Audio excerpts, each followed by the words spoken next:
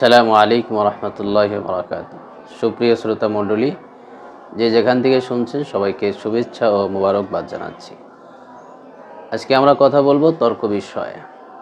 তর্ক, মানুষ সৃষ্টিগতভাবেই তর্ককে খুব পছন্দ করে। পবিত্র কোরআন বলছে, ওয়াকানাল ইনসানু আকসারা শাইইন জাদালা, মানুষ অনেক বিষয়ই তর্ককারী। এই তর্কের দুইটা দিক আছে, একটা হলো প্রশংসনীয় আর একটি হলো নিন্দনীয়। তর্কটা যখন সত্য কথার ভিতরে সীমাবদ্ধ থাকে, নিজের কোনো প্রমাণ, তথ্য উপাত্ত, মতামত পেশ করার ক্ষেত্রে হয়ে থাকে, তখন অবশ্যই তর্কটা প্রশংসনীয়। কিন্তু এই তর্ক যখন বিভক্তি সৃষ্টি করে, তিক্ততায় রূপান্তরিত করে, তখন অবশ্যই এই তর্কটা নিন্দনীয়। এই ধরনের তর্ক থেকে অবশ্যই আমাদেরকে বেঁচে থাকা দরকার। পবিত্র কোরআন বলছে, যারা এই ধরনের তর্কে জড়িত, যারা মানুষকে বিভেদ তৈরি করে, তর্কের মাধ্যমে তিক্ততা ছড়ায়, দূরের কাছের মানুষ দূরে ঠেলে দেয়, পরস্পরে বিভাজন তৈরি হয়, এই জাতীয় তর্ক মুমিন করতে পারে না। এমনকি যারা করে তাদের কাছেও মুমিন মুসলমান বসতে পারে না, সঙ্গ দিতে পারে না।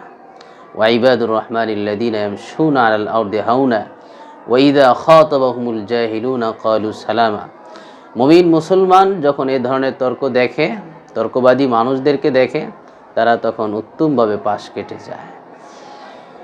তো এই তর্ক, এর দ্বারা মানুষের ভিতরে শুধু বিভক্তি সৃষ্টি হয়। কালজয়ী কবি সাহিত্যিক আল্লামা ফরিদুদ্দীন আত্তার রহমতুল্লাহ আলাইহি, তিনি বলেন, তোমরা তর্কে যেও না। তর্ক করা এটা পাথরের সাথে নিজের হাতকে আঘাত করার ন্যায়। খারাপ মানুষের সাথে তর্কে গেলে নিজেরই ক্ষতি হবে, এছাড়া আর কিছুই হবে না। এমনিভাবে তিনি একথাও বলেছেন যে দুই শ্রেণীর মানুষের সাথে তর্কে না যাওয়া।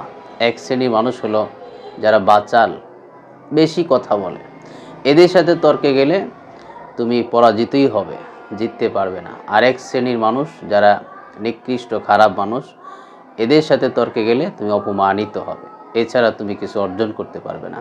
সে কারণে এই দুই শ্রেণীর মানুষের সাথে আমরা কখনোই তর্কে জড়িত হব না। এমনিভাবে কোনো তর্কের বৈঠক, মজমা, সমাবেশ যদি আমরা দেখি, মুমিন মুসলমান সেখান থেকে আপোষে মুমিন মুসলমান সেখান থেকে ফিরে আসবে। পবিত্র কোরআনে এটাই শিক্ষা। এজন্য আসুন সবাই আমরা তর্ক থেকে নিজেদেরকে রক্ষা করি।